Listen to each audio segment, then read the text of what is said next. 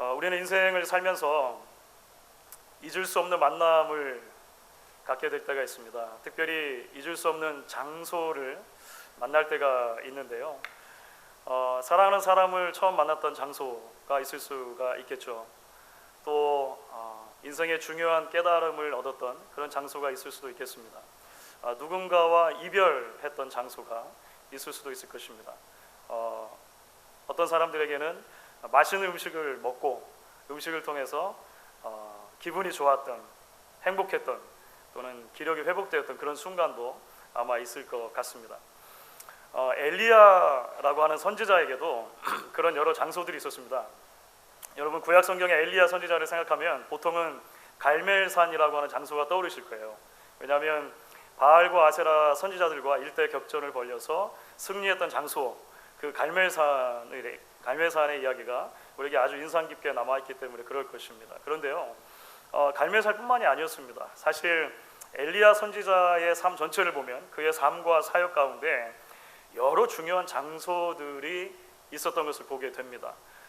성경이 기록하고 있는 엘리야 선지자의 이야기는 그래서 특별하게 그 장소들을 중심으로 우리에게 기술되고 있다라고 해도 과언이 아닌 것 같습니다. 우리가 지난 여름 기간 동안, 무더운 여름 동안 그리스도의 군사 시리즈로 함께 말씀을 나눴습니다.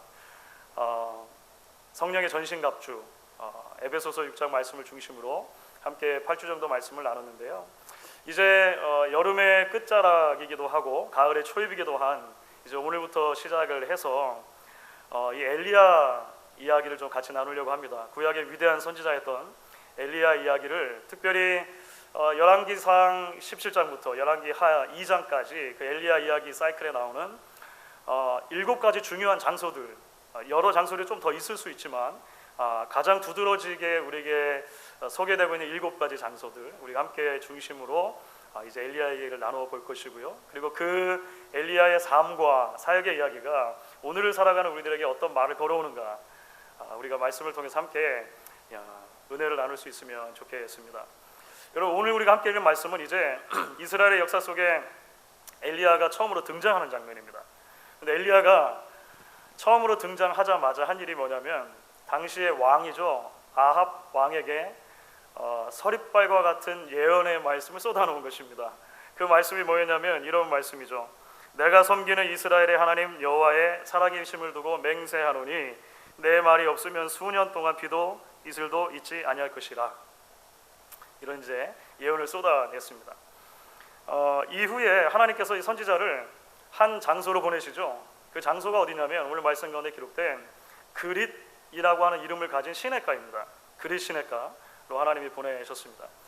아마 한편으로는 이제 아합 왕으로부터 선지자를 보호하시려고 하는 하나님의 의도가 있었을 것입니다. 그도 그럴 것이 당대 최고 권력인 그 왕에게 거의 독설에 가까운 예언을 사실 쏟아냈잖아요. 실제로 오늘 말씀을 보시면 그가 그릿 시내가에 가서 숨었다라고 하는 표현이 등장을 하는 이유가 아마 거기 있을 것입니다. 또 하나는 하나님께서 이제 다가올 기근, 이제 예언의 말씀이 이루어져서 비도 이슬도 내리지 않는 기간이 몇 해가 지속이 될 것인데 그 기근의 기간 동안 이 선지자를, 하나님의 종 선지자를 공급해 주시는 방편으로 하나님이 그릿 시내가로 인도하셨다라고 볼 수가 있을 것입니다. 그 시내가에서 물을 마시게 하셨고요. 거기서 까마귀들이 날아다 주는 음식을 먹을 수 있도록 하나님이 조치를 취해 주신 것이죠.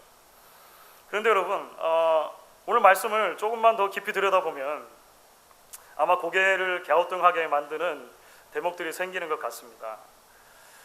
우리의 가장 큰 질문은 이건 것 같아요. 도대체 하나님께서 당신의 종 선지자를 공급해 주시는데 그 선지자에게 먹을 것과 마실 것을 주시는데 꼭 이런 방법으로 하셔야만 하는가? 라고 하는 질문입니다. 여러분 이야기 읽으면서 한 번도 그런 질문 던져본 적 없으십니까? 우선은 하나님께서 먹을 것을 공급해 주시는데요, 까마귀를 통해서 주신다는 거 아닙니까? 까마귀는 구약 성경에 특별히 율법에서는 부정한 새로 그렇게 분류가 되어 있습니다. 그렇죠? 그러니까 정결하다, 부정하다 이렇게 나눌 때 부정한 새로 되어 있죠. 하나님은 굳이 그 까마귀를 통해서 아침과 저녁으로 음식을 날라다 주고 그 까마귀가 물어다 주는 음식을 통해서 선지자가 배를 채울 수 있도록 그렇게 하셨습니다. 하나님께서 물을 마시게 하는 방법은 무엇입니까? 그를 시냇가로 인도해 주셨다는 거죠. 그릿이라고 하는 이름을 가진. 그런데 사실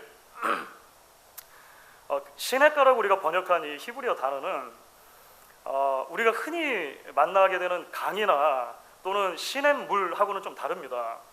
여기서 말하는 시내라고 하는 단어는 우리 문화권에서는 사실 발견할 수 없기 때문에 좀 용어가 생소한데요. 와디라고 하는 단어입니다. 와디. 이 와디가 뭐냐면 늘상 물이 흐르는 강이나 늘상 물이 흐르는 시내가 아닌 거예요. 건기와 우기가 정확히 나눠져 있는 지역에서 우기가 되면 물이 흐르지만 건기가 되면 완전히 바싹 말라서 그냥 계곡처럼 보이는 곳, 그것을 와디라고 불러요. 아프리카도 있고 팔레스틴 지역에는 사실은 와디가 굉장히 많았습니다. 하나님께서 선지자에게 물을 주시려고 인도해 주시는 장소가 어디냐면 그릿 시냇가라고 하는 거예요. 와디라고 하는 거예요. 가뭄이 들면 이제 곧 마르죠. 아니나 다를까 여러분 오늘 말씀의 마지막 절이 어떻게 마치냐면 그 물이 말라버렸다 라고 하면서 말씀이 마무리를 하게 됩니다. 사랑하는 여러분, 도대체 왜 하나님께서 이런 방식으로 하나님의 사람을 인도하시냐라고 하는 것입니다. 왜 하나님께서 이런 방식으로 하나님의 사람에게 무언가를 공급해 주시냐라고 하는 거예요. 좀 더 풍성한 곳, 오아시스도 있고 뭐 있지 않습니까? 왜 이런 곳을 통해서 하나님이 공급해 주시는가? 그것이 그리고 오늘날 우리에게 어떤 의미로 다가오는가라고 하는 것이죠. 무엇보다 먼저 여러분 오늘 그릿 시냇가로 굳이 선지자를 인도해 주시는 하나님의 인도를 통해서 우리가 하나님의 의도 하나를 발견해야 할 것입니다. 그것은 뭐냐면 하나님의 의도는 뭐냐면 여호와가 하나님이 되신다라고 하는 것을 가르쳐 주시기 위함입니다. 이것이 사실 이제 엘리야 전체 이야기들에서 아주 중요한 개념으로 등장합니다. 좀 생소한 개념이죠.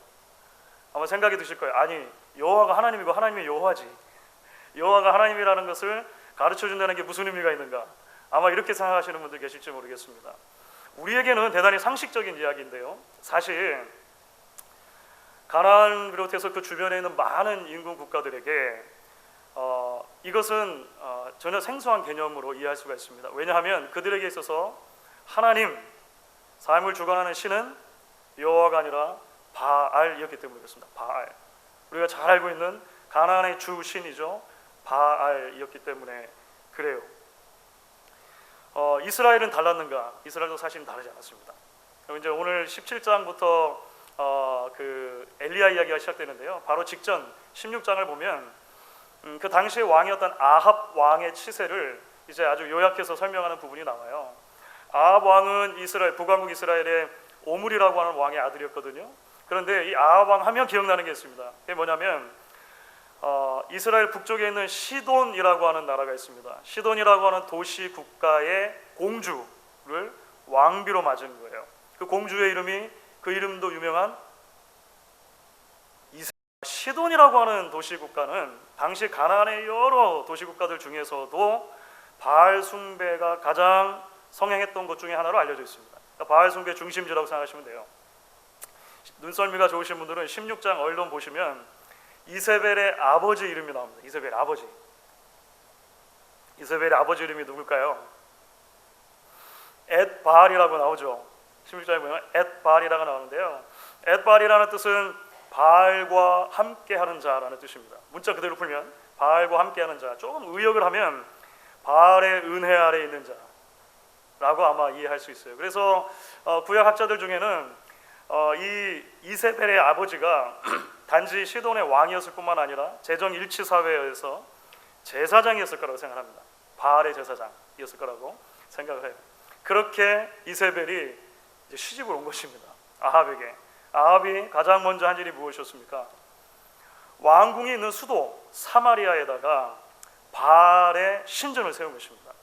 바알 신전을 어마어마하게 세우고 거기에다가 바알 제단을 쌓고 바알과 아세라의 신상, 우상을 세워놓고 왕이 앞장서서 바알을 섬겼다라고 하는 거예요. 여러분, 이것이 이제 엘리야 선지자가 역사 속에 등장해가지고 사역을 한 배경이라고 하는 것입니다. 사역을 한 배경. 하나님의 백성 이스라엘이 여호와 하나님 잊어버린 거예요. 그리고 뭐라고 고백을 하며 살고 있냐면 바알이 나의 하나님입니다, 바알이 우리의 주인입니다 라고 고백하는 시대에, 그런 시대 속에서 엘리야가 사역을 시작했다라고 하는 것입니다. 바알이 우리의 생명의 주인입니다, 바알이 우리의 하나님입니다. 여러분, 이런 고백은 사실 어떤 의미를 가지고 있는 걸까요?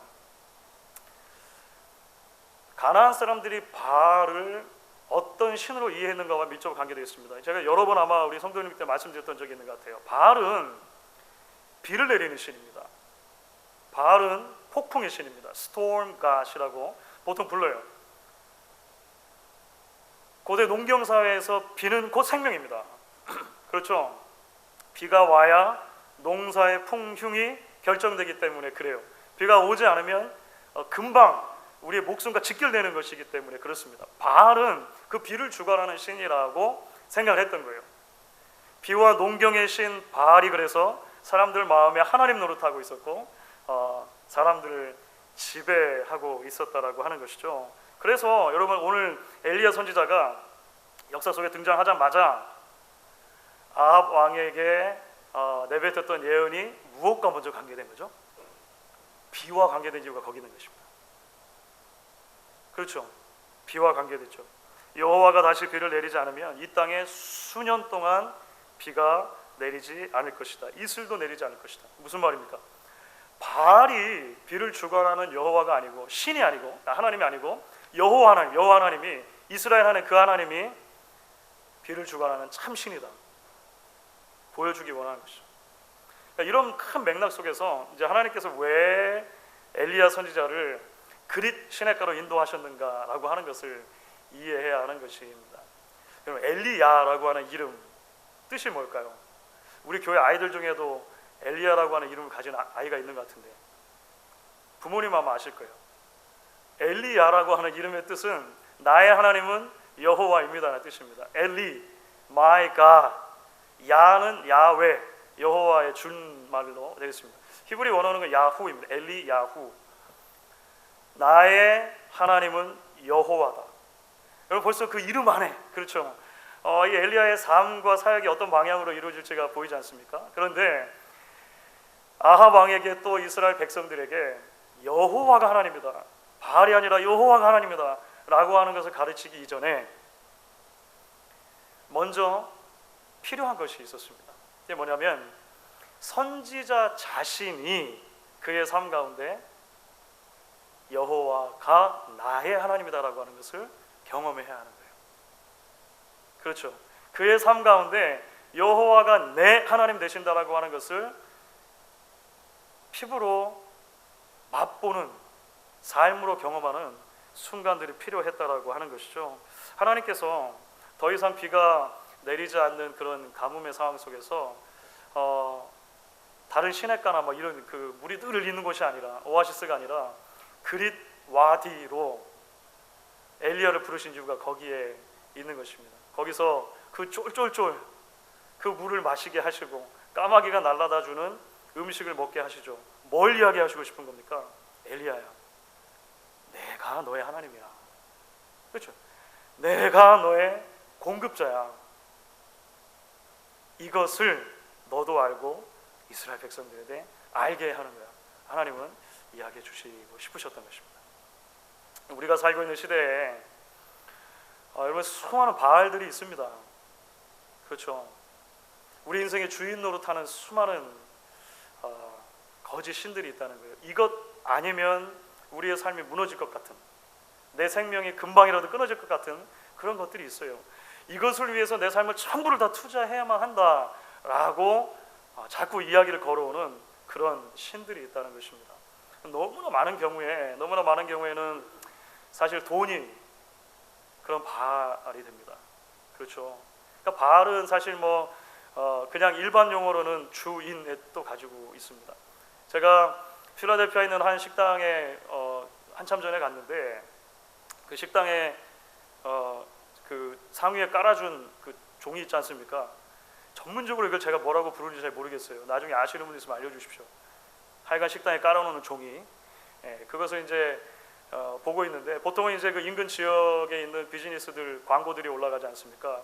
담배도 그렇고 뭐 그 가게 이름도 있고. 근데 밑에 좀 보니까 이렇게 격언 같은 게 몇 구절이 인용이 돼 있는 거예요. 제 눈길이 가는 격언이 있어가지고 마음에 담아놨던 것이 있습니다. 이런 거예요. 돈이란 훌륭한 하인이기도 하지만 나쁜 주인이기도 하다. 동감이 되세요? 돈이란 훌륭한 하인이기도 하지만 나쁜 주인이기도 하다. 저는 그래서 어떻게 읽었냐면 내가 돈의 주인이 돼서 돈을 잘 사용하면 돈은 좋은 하인이 된다는 거예요. 그런데 돈이 나의 주인이 되기 시작하는 순간 그것은 불행한 일이다 라고 저는 그렇게 읽었습니다. 그렇죠. 우리는 대부분 머리로 이것을 이해합니다. 그렇지, 이게 사실이지. 그런데요, 우리가 살아가고 있는 자본주의 시대 가운데 사실 이 돈이라고 하는 것은 너무나도 쉽게 우리의 삶 속에 바알의 자리를 차지합니다. 우리 인생의 주인 노릇하게 되는 것 같아요. 여러분, 그런가 하면 즐거움이나 인정에 대한 욕구가 바알이 되기도 하는 것 같습니다. 많은 사람들이 행복한 삶, 즐거운 삶, 안정된 삶을 위해서라면 나의 모든 것을 다 투자할 수 있다라고 생각하고 살아갑니다. 오늘날 사실 많은 경우에 그런 모습들이 보이게 되는 것 같아요. 세상은 이렇게 이야기를 하는 거죠. 미리 잘 계획을 하고 인생의 후반부를 준비하고 지금 조금만 더 애쓰고 지혜롭게 투자를 잘하면 나중에 자녀들에게 짐이 되지 않고 염려, 근심, 걱정 없는 확실한 노후를 가질 수 있다. 지금 그것을 위해서 전적으로 투자하는 게 필요하다. 자꾸 이야기합니다. 물론 우리는 인생을 규모 있게 살아야 돼요. 그렇죠. 아무렇게나 살 수는 없습니다. 인생을 계획하는 것 대단히 중요합니다. 지혜롭게 살 필요가 있습니다. 그런데 안정된 노후 자체가 바알이 되는 것은 다른 것이죠.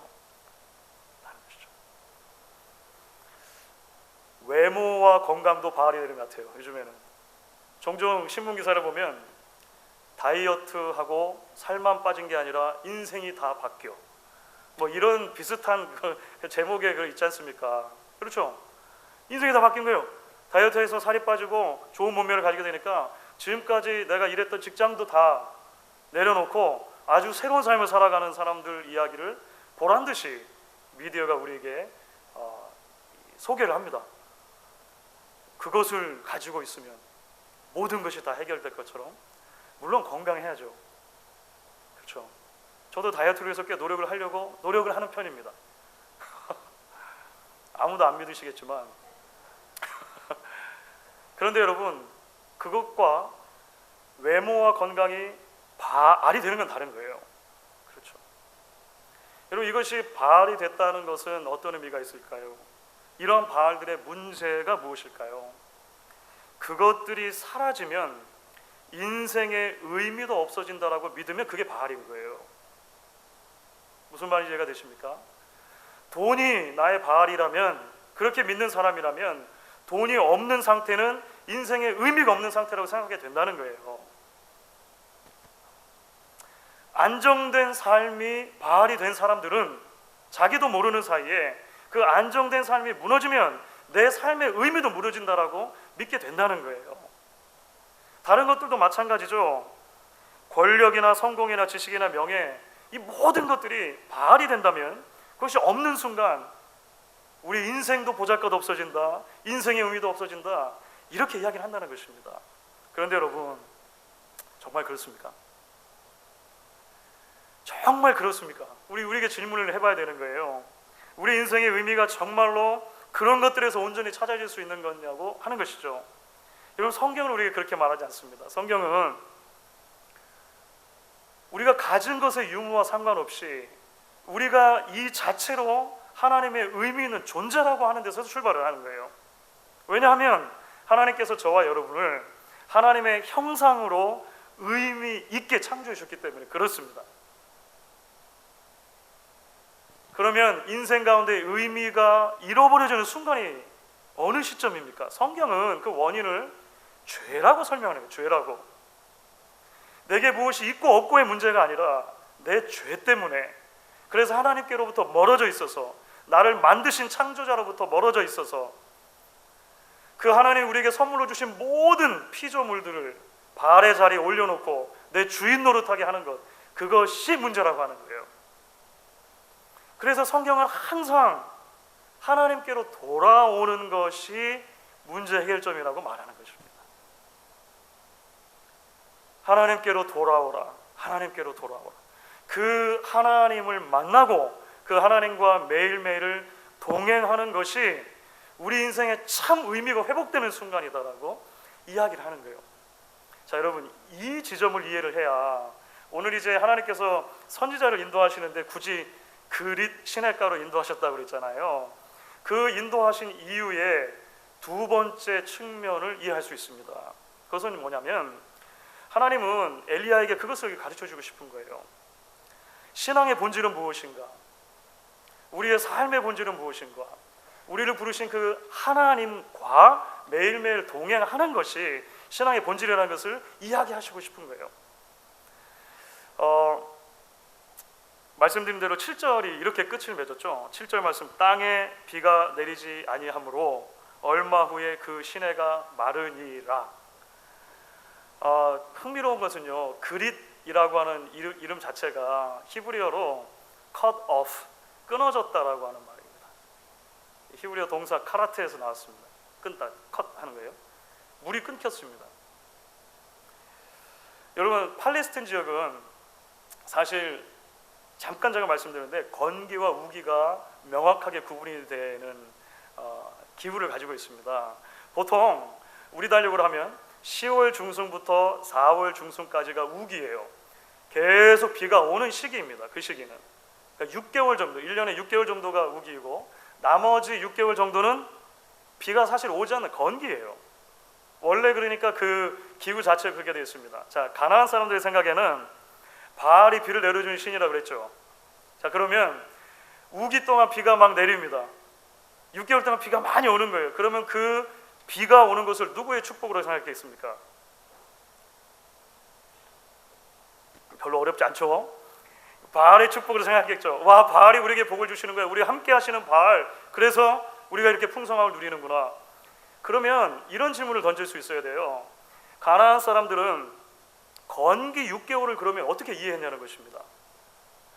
비가 내리지 않는 그 메마른 6개월의 기간 동안을 가나안 사람들이 어떻게 이해했냐는 거예요. 여러분, 우가리 지역에서 발견된 토판에 이제 바알 신화 이야기가 기록이 되어 있습니다. 번역이 됐어요. 그 바알 신화 이야기에 아주 흥미로운 대목이 등장합니다. 가나안 사람들은 이 6개월의 기간을 어떻게 생각했냐면 바알이 죽음의 신이라고 하는 모트 신에게 사로잡혀 있는 기간으로 이해를 한 거예요. 자, 이것은 무슨 말이냐면 6개월 동안 바알이 죽었다고 생각했다는 거예요. 바알이 우리 곁에 있지 않는 기간, 바알이 죽어 있는 기간을 생각한 거죠. 우기가 다시 돌아왔습니다. 다시 비가 내려요. 그럼 어떻게 된 거죠? 바알이 다시 살아난 거예요. 그러니까 가나안 사람들은 우기와 건기가 계속해서 반복되는 그들의 기후를 어떤 그 세계관으로 이해한 거냐면 바알이 죽고 바알이 부활하는 삶의 사이클로 이해를 한 것입니다. 이거 이해가 되십니까? 여기까지 이해가 되시죠? 그러면 오늘 그릿 시냇가가 말랐어요. 그렇죠? 쫄쫄쫄 흐르던 그 와디가 드디어 말랐다는 것이죠. 가나안 사람들의 세계관으로 보면 지금 어떤 상황이 닥친 것입니까? 바알이 죽은 거예요. 바알이 더 이상 우리와 함께 하지 않는 기간이 다가온 거예요. 그런데 하나님은 지금 뭘 말씀하시고 싶은 것입니까? 아니다는 것입니다. 아니다는 것입니다. 내가 죽지 않았다라고 이야기하시고 싶습니다. 내가 죽지 않았다.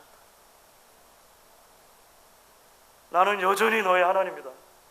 나는 여전히 너의 삶의 주인이다. 나는 여전히 너의 삶을 공급할 수 있다. 라고 하나님께서 선지자에게 그리고 이스라엘 백성들에게 이야기하시고 싶은 것입니다. 오늘 그릿 시냇가의 사건이 은혜인 이유가 거기 있어요. 은혜인 이유가 마실 물이 끊어졌다고 삶의 의미마저 끊긴 게 아니다라고 하는 것을 가르쳐 주실 거예요. 바알을 섬기는 세계관에서는요, 그게 끊기면 삶의 의미 끊기는 것이라니까요. 신이 죽은 것이라니까요. 그런데 하나님은 아니다는 거 아니다. 왜냐하면 하나님이 살아계시기 때문이라는 것입니다. 그래서 여러분 20세기 전반에 그 위대한 기독교 사상가이자 저술가였던 아더 핑크라고 하는 사람이 있어요. 아도 핑크가 이렇게 이야기한 적이 있습니다. 제가 인용을 해드릴게요. 하나님은 때로 강이 아닌 냇가로 우리를 인도하신다. 오늘 흐르지만 내일 곧 말라버릴 그런 냇가로 말이다. 이유가 무엇일까? 그것은 복이 아니라 복 주시는 이를 온전히 신뢰하는 법을 가르치시기 위함이다. blessing이 아니라 blesser, 복 주시는 분을 우리가 신뢰하는 법 배울 수 있도록 하나님 그렇게 하신다는 거예요. 사랑하는 여러분, 우리가 인생을 살다 보면 까마귀가 물어다주는 음식에 겨우 내 생명을 유지하고 있는 것처럼 느껴지는 순간들이 다가오곤 합니다. 그냥 쫄쫄쫄 흐르는 시냇물 마실 수밖에 없는 상황, 시간이 흐르다 보니까 그것마저도 말라버린 상황을 우리가 맞게 될 때가 있습니다. 세상 사람들은 너무나 쉽게 인생의 의미가 사라졌구나라고 판단할 수 있는 시간입니다. 소망이 없구나 라고 이야기할 수 있는 시간입니다. 하지만 사랑하는 여러분, 그때 기억하실 수 있기를 바랍니다. 하나님이 살아 계시다는 것입니다. 그 하나님이 여전히 우리의 주인 되시고 우리의 삶을 공급해 주신다라고 하는 것입니다. 그래서 여러분, 마른 시내가 찾아올 때면 그 자리를 은혜의 자리로 여러분 바꾸셔야 돼요. 마른 시내를 만나면 까마귀 겨우겨우 있잖아요. 만나면 그때야말로 내가 정말로 하나님의 살아계심을 경험하는 시간이구나. 내가 하나님, 나의 복 주시는 분, 그 분을 배워가는 순간이구나. 여러분 기억하시고 적극적으로 이렇게 만드셔야 하는 것입니다. 성경은 사실 그런 신앙의 고백들로 가득 차 있습니다. 그렇죠. 시편 42편 1절입니다. 하나님이여, 사슴이 시냇물을 찾기에 갈급한 같이 내 영혼이 주를 찾기에 갈급하니다. 시편 62편 1절은 이렇게도 말하죠. 하나님이여, 주는 나의 하나님이시라. 내가 간절히 주를 찾되 물이 없어 마르고 황폐한 땅에서 내 영혼이 주를 갈망하며 내 육체가 주를 앙망하나이다. 오늘 함께 나눈 말씀의 이미지가 굉장히 비슷하죠. 우리가 우리에게 잘 알려진 하박국 선지자의 노래가 있습니다. 그 하박국 선지자의 노래가 이렇게 고백하는데요. 여러분 같이 한번 이 부분을 읽어보도록 할게요. 하박국 3장 17절과 18절입니다. 같이 한번 읽겠습니다.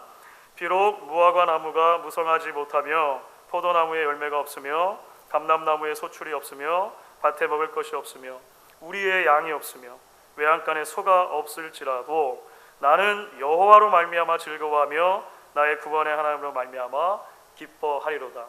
아멘. 아멘이죠. 말씀을 정리하도록 하겠습니다. 신약 성경은 우리를 너무나 사랑하셔서 아예 우리에게로 와 버리신 하나님을 소개합니다. 우리에게로 아예 와 버리시고 자신의 전부를 주신 그 하나님을 임마누엘이라고 설명을 해요. 우리와 함께 하신 하나님, 예수님입니다. 그런데 요한복음을 보시면은요, 그 예수님이 자기 자신을 소개하시는 장면이 나오는데 그 소개에 몇 가지 독특한 부분들이 있습니다. 한 번은 예수님이 자신을 이렇게 소개하셨습니다. 나는 생명의 물이다. 다른 곳에서 예수님은 자신을 이렇게 소개하시죠. 나는 생명의 떡이다. 생명의 양식이다. 이렇게 소개를 하십니다. 여러분 참으로 의미심장하죠. 사랑하는 여러분, 신앙은 결국 매일매일